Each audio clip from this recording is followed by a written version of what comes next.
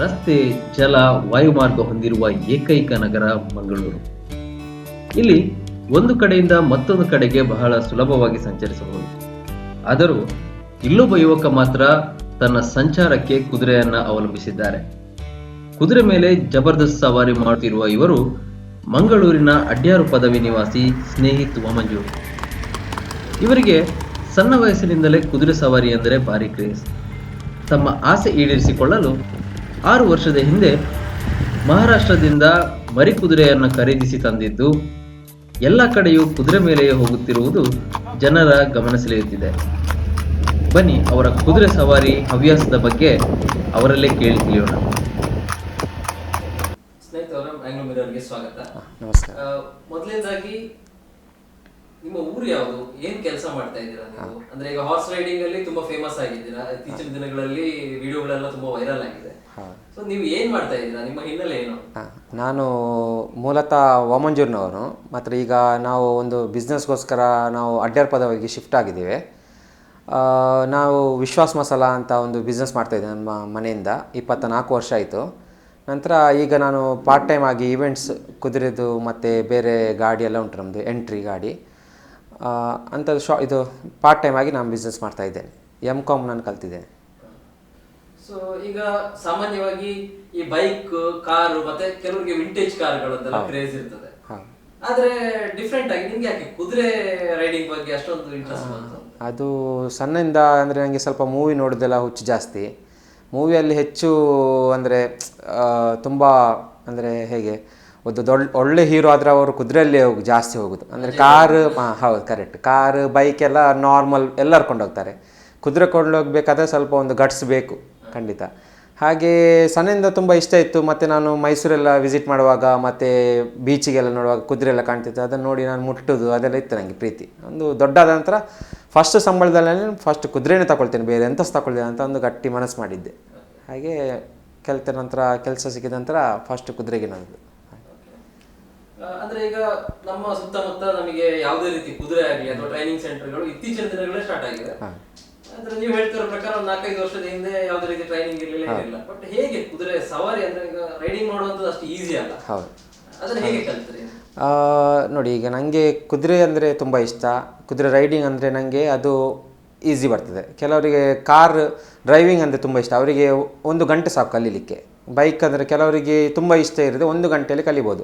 ಯಾರಿಗೆ ಇಷ್ಟನೇ ಇಲ್ಲ ಅವರಿಗೆ 1 ತಿಂಗಳು ಸಹ ಬೇಕಾಗ್ತದೆ. ನೀವು ದಿನಕ್ಕೆ ಅಂದರೆ 8 ಕ್ಲಾಸಸ್ 16 ಕ್ಲಾಸಸ್ ಹಾಗೆ ತಗೊಳ್ತಾರೆ. ನನಗೆ ತುಂಬ ಇಷ್ಟ ಉಂಟು. ನಾವು ಬಿದ್ದು ಕಲ್ತದ್ದು ಹಾಗೆ.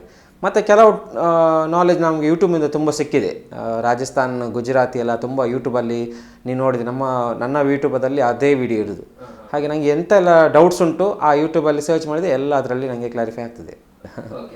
ಸೊ ಈಗ ಕುದುರೆ ನಿಮ್ಮ ಹತ್ರ ಈಗ ಆಲ್ರೆಡಿ ನೀವು ಎಕ್ಸ್ಪೀರಿಯನ್ಸ್ ಮಾಡಿರ್ತೀರಿ. ಕುದುರೆಯನ್ನ ತಗೊಳ್ಳೋದ್ರಿಂದ ಹಿಡಿದು ಅಂದ್ರೆ ಅದರಲ್ಲಿ ಕೂಡ ವೆರೈಟಿಗಳಿರ್ತವೆ. ನಿಮ್ಮ ಹತ್ರ ಇರೋ ಕುದುರೆ ಸ್ಪೆಷಾಲಿಟಿ ಏನು? ಅದರ ಜೊತೆಗೆ ನೀವು ಈಗ ಎಕ್ಸ್ಪೀರಿಯನ್ಸ್ ಆಗಿರ್ತದೆ, ಯಾವ ತರ ಕುದುರೆಗಳಿದೆ? ಹೌದು, ತುಂಬ ಅಂದರೆ ಬೇರೆ ಬೇರೆ ಜಾತಿ ಉಂಟು. ಕಾತ್ಯವಾಡಿ ಅಂತ ಉಂಟು, ಮಾರ್ವಾಡಿ ಅಂತ ಉಂಟು, ಸಿಂಧಿ ಅಂತ ಉಂಟು, ಹಾಗೆ ಬೇರೆ ಬೇರೆ ಉಂಟು. ಈಗ ನನ್ನ ಇರುವ ಕುದುರೆ ಮಾರ್ವಾಡಿ ಮತ್ತು ಕಾತ್ಯವಾಡಿ ಮಿಕ್ಸ್. ಒಂದು ತರೋಬಿಡಿದ್ರೆ ಕಾತ್ಯವಾಡಿನೇ ಕುದುರೆ ಇದ್ದರೆ ಸ್ವಲ್ಪ ಅಗ್ರೆಸಿವ್ ಚಾನ್ಸಸ್ ಜಾಸ್ತಿ ಉಂಟು. ಹಾಗೆ 2 ಥರದ ಬ್ರೀಡ್ ಕ್ರಾಸ್ ಆದರೆ ಅದು ಕೆಲಸದಲ್ಲಿ ಸಹ ತುಂಬ ಹುಷಾರಿರ್ತದೆ, ಮೇಂಟೈನ್ ಮಾಡಲಿಕ್ಕೆ ಸಹ ಸ್ವಲ್ಪ ಈಸಿನೇ. ಮಾತ್ರ ನೀವು ತರೋ ಬ್ರೀಡ್ ಕೆಲವು ಸರ್ಟಿಫಿಕೇಟ್ ಇರ್ತದೆ, ಅದು ರಾಯರ್ದು ಕಾಲದ್ದು ಬಂದದ್ದು ಕುದುರೆ ಇರ್ತದೆ, ಅದರದ್ದು ವಿದ್ಯುತ್ ಸರ್ಟಿಫಿಕೇಟ್ ಇರ್ತದೆ. ಅದರಲ್ಲಿ ನಿಮಗೆ ಬಿಸ್ನೆಸ್ ಮಾಡೋದಾದರೆ ಅಂಥ ಕುದುರೆ ತುಂಬ ಒಳ್ಳೆ. ಮತ್ತು ರೇಟ್ಸ್ ಹಾಗೇನೆ ಉಂಟು, ನೀವು ಮರಿಗೇನೆ 2-3 ಲಕ್ಷ ಇರ್ತದೆ ಅದಕ್ಕೆ. ಬಿಸ್ನೆಸ್ ಅಂದರೆ ಕ್ರಾಸಿಂಗೋಸ್ಕರ ಕೆಲವರು ಒಂದು ಸತಿ ಕ್ರಾಸ್ ಮಾಡಿದರೆ 50,000 1 ಲಕ್ಷ ಎಲ್ಲ ತಗೊಳ್ತಾರೆ. ರಾಜರದ್ದು ಕುದುರೆ ಆದರೆ ಅದನ್ನು ಆ ಮರಿಗೆ ಸಹ ನೀವು ಕ್ರಾಸ್ ಮಾಡಿದರೆ ಆ ಮರಿಗೆ ಸಹ ಅಷ್ಟೇ ರೇಟ್ ಇರ್ತದೆ. ಪ್ಲಸ್ ಅದನ್ನು ನೀವು ದೊಡ್ಡಾದಂಥ ಕ್ರಾಸಿಂಗ್ ಮಾಡಿದರೆ ಅದೇ ನಿಮಗೆ ಸೇಮ್ ಬಿಸ್ನೆಸ್ ಆಗಿ ಕಂಟಿನ್ಯೂ ಮಾಡ್ಬೋದು.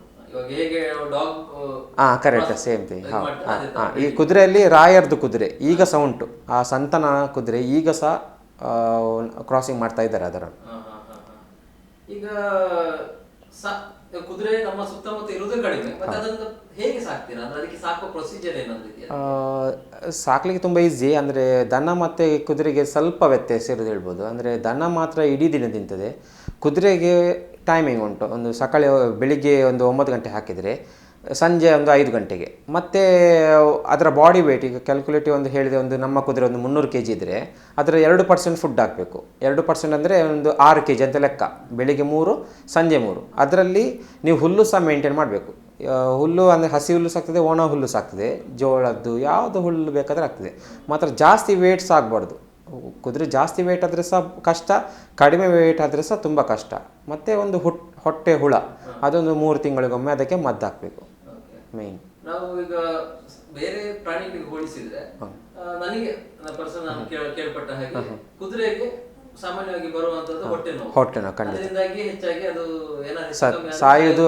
ಹೌದು ಖಂಡಿತ. ಸೊ ನಿಮಗೆ ಅದ್ರ ಬಗ್ಗೆ ಮೊದಲೇ ವಿಷಯ ಅದರ ಬಗ್ಗೆ ವಿಷಯ ಗೊತ್ತಿತ್ತು. ಮಾತ್ರ ನಾವು ಫುಡ್ಡನ್ನು ಕ್ಲಿಯರ್ ಮೇಂಟೈನ್ ಮಾಡಿದರೆ ಅಂಥದ್ದು ಹೊಟ್ಟೆ ನೋವು ಬರೋದೇ ಇಲ್ಲ ಅದಕ್ಕೆ. ಒಂದು 3 ತಿಂಗಳಿಗೊಮ್ಮೆ ಹೊಟ್ಟೆ ಹೊಳೆದು ಮದ್ದು ಮತ್ತು ಟೈಮ್ ಟು ಟೈಮ್ ಫುಡ್ಡು, ಮತ್ತು ಅದಕ್ಕೆ ಬೇಕಾಗುವ ಎಕ್ಸಸೈಸ್ ಅಂದರೆ ನಾವು ಈಗ ನಮಗೆ ರೈಡಿಂಗ್ ಮಾಡಲಿಕ್ಕೆ ಆಗೋದಿಲ್ಲ ಅಂದರೆ ನಾವು ಹಗ್ಗ ಇಟ್ಕೊಂಡು ಅದನ್ನು ರೌಂಡಾಗಿ ಓಡಿಸ್ಬೋದು. 1 ಗಂಟೆ ಓಡಿಸಿದ್ರೆ ಸಾಕದೆ ಎಂಥ ಡೈಜೆಷನ್ ಪ್ರಾಬ್ಲಮ್ ಇಲ್ಲ ಅದೆಲ್ಲ ಸಾಲ್ವ್ ಆಗ್ತದೆ. ಈಗ ನಮ್ಮಲ್ಲಿ ಈಗ ನಮ್ಮ ಮಂಗಳೂರಲ್ಲಿ ಇರ್ಬೋದು, ಸಾಮಾನ್ಯವಾಗಿ ಮನೆಯಲ್ಲಿ ನಾವು ಒಂದು ಹೊಸ ಬೈಕ್ ತೆಗಿತೇವೆ ಅಥವಾ ಕಾರ್ ತೆಗಿತೇವೆ ಅಂತ ಹೇಳಿದ್ರೆ ಒಂದು ರೀತಿ ಒಂದಷ್ಟು ಒಪಿನಿಯನ್ಗಳು ಮನೆಯಿಂದ ಬರ್ತದೆ. ನೀವು ಕುದುರೆ ತಗೊಳ್ತೀರಿ ಅಂತ ಹೇಳುವಾಗ ನಿಮ್ಮ ಮನೆಯಲ್ಲಿ ಹೇಗಿತ್ತು? ನಮ್ಮ ಮನೆಯಲ್ಲಿ ಅಂದರೆ ಎಲ್ಲರೂ ಸಹ ಒಂದೊಂದು ಟೈಪ್, ಅಂದರೆ ಎಲ್ಲರೂ ಕ್ರಿಯೇಟಿವ್ ಹೇಳ್ಬೋದು. ಹಾಗೆ ನಾವು ಎಲ್ಲರೂ ಮಾಡೋದನ್ನು ನಾವು ಮಾಡಲಿ ಹೋಗೋದಿಲ್ಲ, ಸ್ವಲ್ಪ ಡಿಫ್ರೆಂಟ್ ಟ್ರೈ ಮಾಡೋದು. ಹಾಗೆ ನನ್ನ ಅಮ್ಮ ಸಹ, ತಂದೆ ಸಹ, ನನ್ನ ಅಕ್ಕ ಸಹ ಎಲ್ಲ ಡಿಫ್ರೆಂಟ್. ಹಾಗೆ ನಾನು ಹೇಳುವಾಗ ಅವ್ರಿಗೇನು ವೇಡ್ ಅಂತ ಹೇಳಿಲ್ಲ, ಮಾತ್ರ ಒಂದು ಕ್ವಶನ್ ಮಾರ್ಕ್ ಇತ್ತು ಜನರೆಂತ ಹೇಳ್ತಾರ ಅಂತ. ಹಾಗೆ ನನ್ನ ತಾಯಿ ಕೆಲವ್ರ ಒಪಿನಿಯನ್ ಕೇಳುವಾಗ ನಿಮಗೆ ಮತ್ತೆ ಕುದುರೆ ಮಗ ಅಂತ ಕೇಳ್ತಾರೆ, ಕುದುರೆ ಮನೆ ಅಂತ ಹೇಳ್ತಾರೆ. ಅದಕ್ಕೆ ನಾನೇ ಅದಕ್ಕೆಲ್ಲ ಕೇರ್ ಮಾಡಲಿಕ್ಕೆ ಹೋಗಲಿಲ್ಲ. 2 ವರ್ಷ ನಮಗೆ ಸಹ ಅದನ್ನೇ ಕೇಳಲಿಕ್ಕೆ ಸಿಕ್ಕಿತ್ತು. ನನಗೆ ಸಹ ಇಷ್ಟು M.Com ಕಲ್ತಿದ್ದಾನೆ, ಇವರು ಕುದುರೆ ಸಾಕ್ತಾನೆ ಅಂತ. ಮಾತ್ರ ನನಗೆ ನನ್ನ ಹಾಬಿ ಇಂಪಾರ್ಟೆಂಟ್, ಬೇರೆಯವ್ರಿಗೆ ನನಗೆ ಏನು ಹೇಳಬೇಕಂತ ಇಲ್ಲ. ನಂತರ 2 ವರ್ಷ ನಂತರ ಜನರೇ ಚೇಂಜ್ ಆದರು. ಜನರು ಹೇಳಿದರು ನಿಮ್ಮ ಊರಿಗೆ ಒಂದು ಒಳ್ಳೆ ಹೆಸರು ಬಂತಂತ ಅವರೇ ಹೇಳ್ತಿದ್ದಾರೆ ಈಗ.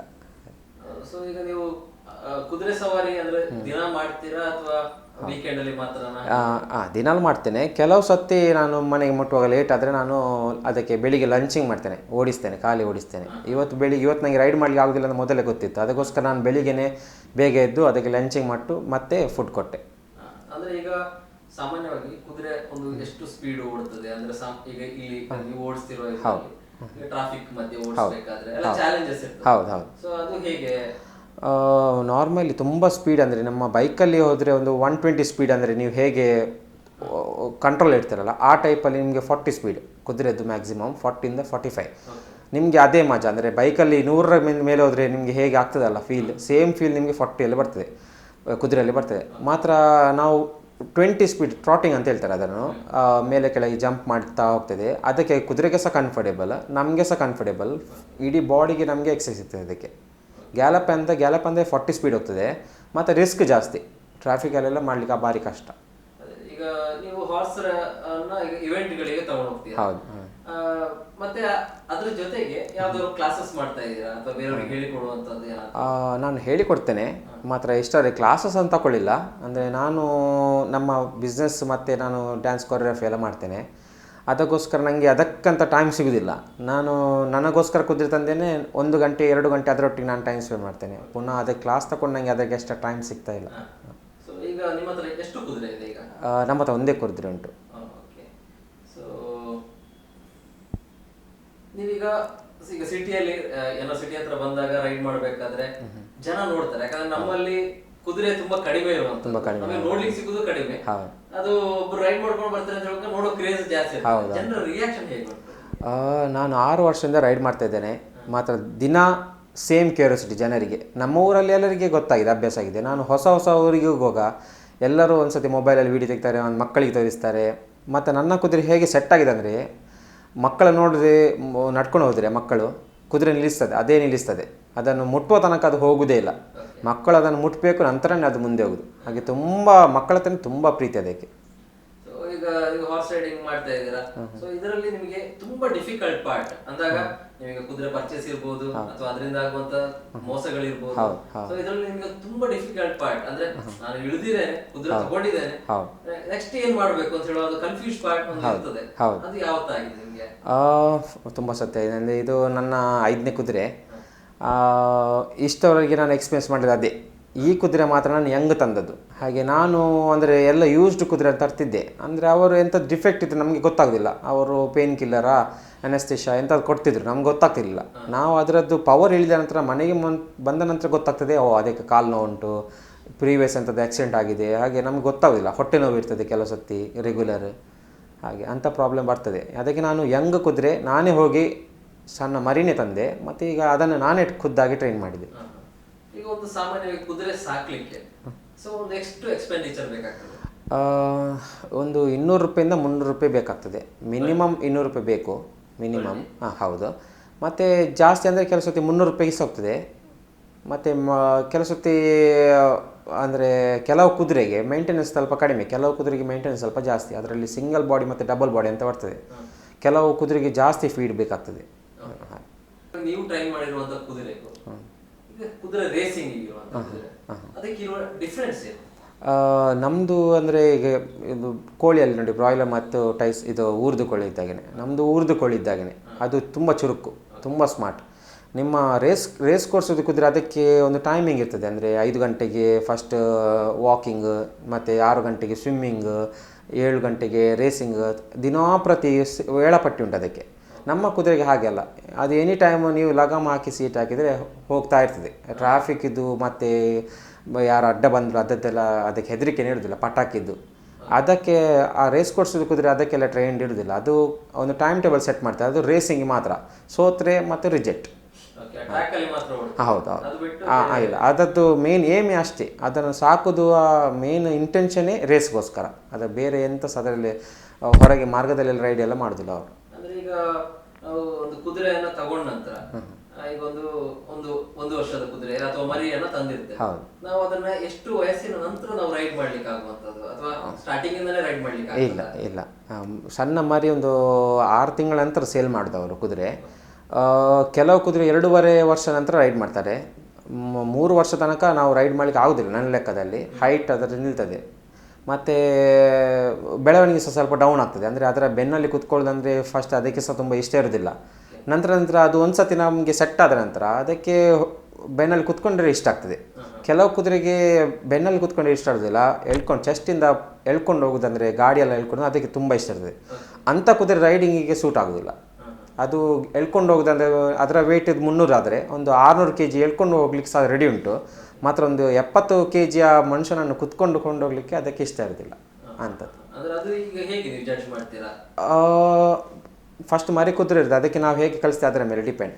ನಾವು ಈಗ ಮೊದಲಿಗೆ ಬಿಸ್ನೆಸ್ಸಿಗೆ ನಾನು ಗಾಡಿಗೋಸ್ಕರ ತಂದರೆ ನಾನು ಅದನ್ನು ಮೊದಲು ಗಾಡಿಗೋಸ್ಕರನೇ ಹಾಕಿಬಿಡ್ತೇನೆ, ಗಾಡಿಗೇನೇ ಟ್ರೈನ್ ಮಾಡ್ತಾ ಇರ್ತೇನೆ. ಅದಕ್ಕೆ ಅದೇ ಇಷ್ಟ ಆಗ್ತದೆ, ಅದೇ ಕೆಲಸ ಇಷ್ಟ ಆಗ್ತದೆ. ನಾನು ಅದಕ್ಕೆ ಗಾಡಿಗೆ ಹಾಕೋದೇ ಇಲ್ಲ, ನಾನು ಖಾಲಿ ಅದನ್ನು ರೈಡಿಗೆ ಕೊಂಡೋಗ್ತಾ ಇರ್ತೇನೆ, ಜನರನ್ನು ಮೀಟ್ ಆಗ್ತಾ ಇರ್ತದೆ. ಅದಕ್ಕೆ ಅದೇ ಇಷ್ಟ ಆಗ್ತದೆ, ಗಾಡಿ ಇಷ್ಟ ಆಗೋದಿಲ್ಲ. ಈಗ ನೀವು ಇವೆಂಟ್ ಮಾಡ್ತಾ ಇದ್ದೀರಾ, ಇವೆಂಟ್ ಅಲ್ಲಿ ಈಗ ಕುದುರೆಗಳನ್ನು ತಂದಾಗ ಸೊ ಅಲ್ಲಿ ಜನರ ರೆಸ್ಪಾನ್ಸ್ ಹೇಗಿದೆ? ಇವೆಂಟ್ ಅಲ್ಲಿ ಈಗ ಇವೆಂಟ್ಗೆ ಕುದುರೆಯನ್ನ ಈಗ ಕರೆಯುವವರು ಅವ್ರು ಹೇಗೆ ಇದು ಮಾಡ್ತಾ ಇದ್ದಾರೆ, ಈಗ ಹೇಗೆ ರೆಸ್ಪಾನ್ಸ್ ಬರ್ತಾ ಇದೆ? ನನಗೆ ಅಂದರೆ ಅದು ಅಭ್ಯಾಸ ಆಗಿದೆ. ಮಾತ್ರ ನಾರ್ಮಲಿ ಒಂದು 100 ಜನ ಬಂದರೆ ಅದರಲ್ಲಿ 90 ಜನ ಅಂದರೆ ಕುದುರೆಯನ್ನು ಮುಟ್ಟಿನೇ ಹೋಗ್ತಾರೆ. ಅದರ ಬಗ್ಗೆ ಕೇಳ್ತಾರೆ, ಎಂಥ ಫುಡ್ ಹಾಕ್ತೀರಿ ಎಂದು ಕೇಳಿದೊಂದು ಜನರದ್ದೊಂದು ಅಭ್ಯಾಸ. ಅಂದರೆ ಅವರಿಗೆ ಸಹ ಒಂದು ಕ್ಯೂರಿಯಾಸಿಟಿ ಇರ್ತದೆ. ಅದು ನಾನು ಸಹ ಹೇಳ್ತೇನೆ, ನನ್ನ ಕರ್ತವ್ಯ ಅದು. ನಾನು ಆ್ಯಸ್ ಅ ಪರ್ಸನ್ ನಾನು ಎಲ್ಲರಿಗೆ ನಾನು ಹೇಳಬೇಕಾಗ್ತದೆ, ಇಂಟ್ರೆಸ್ಟ್ ಇರ್ತದೆ.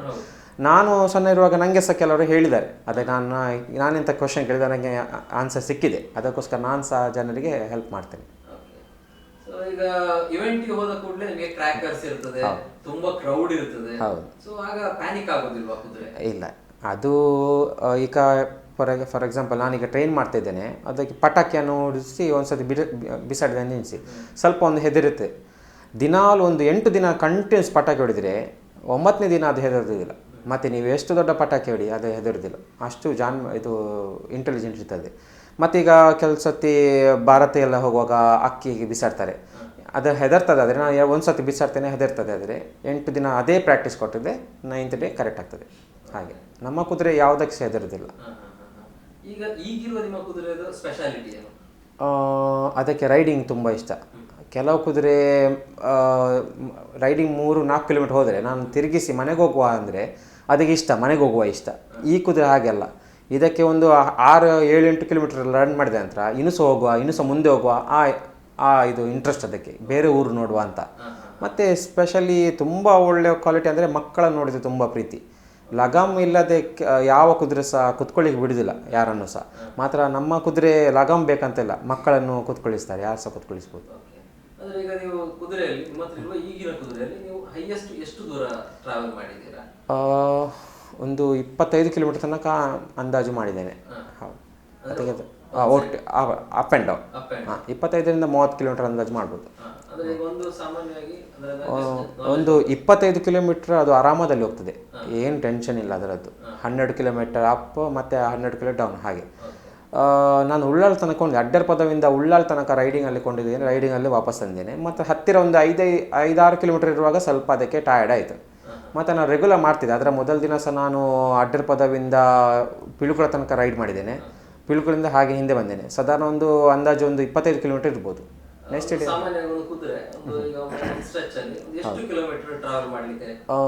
ನೋಡಿ, ಕುದುರೆಯಲ್ಲಿ 3 ಥರದ್ದು, ಒಂದು ಓಡೋದು ಕುದುರೆ, ಮತ್ತೊಂದು ವಾಕಿಂಗ್, ಮತ್ತೊಂದು ಟ್ರಾಟಿಂಗ್ ಅಂತ ಉಂಟು, ಮತ್ತು ಕ್ಯಾಂಟ್ರಿಂಗ್ ಅಂತ ಉಂಟು. ನೀವು ವಾಕಿಂಗಲ್ಲಿ 100 ಕಿಲೋಮೀಟರ್ ಸಹ ಕೊಂಡೋಗ್ಬೋದು ಕುದುರೆಯನ್ನು. ನೀವು ಕರ್ಕೊಂಡು ಕೈ ಹಿಡ್ಕೊಂಡು ಹೋದ್ರೆ ಸಹ 100 ಕಿಲೋಮೀಟರ್ ಕೊಂಡ್ಬೋದು. ಮತ್ತು ಟ್ರಾಟಿಂಗಲ್ಲಿ ನಿಮಗೆ ಒಂದು ದಿನಕ್ಕೊಂದು ನನ್ನ ಲೆಕ್ಕದಲ್ಲಿ ಒಂದು 40 ಕಿಲೋಮೀಟರ್ ಕೊಂಡೋಗ್ಬೋದು.